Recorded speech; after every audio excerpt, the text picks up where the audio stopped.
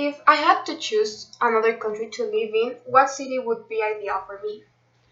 I would love to live in Canada, more specifically in Vancouver. I've been there once and I fell in love with the city. I think it's ideal for me due to different reasons, but mainly because the city is really safe and the people in there are really respectful, generous, and open minded.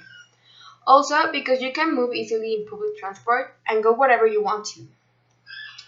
When I went, I noticed there are people from many countries, and I think that's why it's easier to adapt to the city, since there are others like you in the same situation. Even though you have to behave as people in there, getting to know other cultures makes easier being new in the city.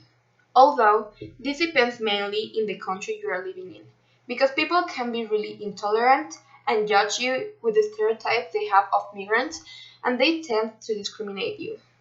Despite the fact that people can be really judgmental for the country you came, at least in Canada, realizing how many cultures you get to know by just living in there makes you feel better not to be the only one coming from another country.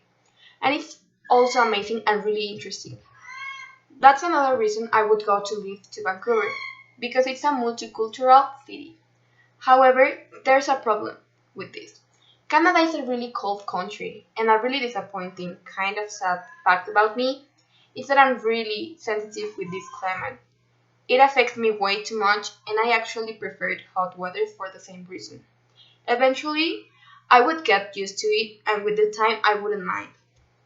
Also, I love cities. Seeing so many lights and having everything close, it's wonderful. To be honest, it's also cool being in a smaller town, but I highly prefer living in a city. Finally, I would like to go to a city where they speak different languages because I can get to know everything better. But I have no problem living in Spanish native speakers countries because it's what I'm used to. Thank you for your attention.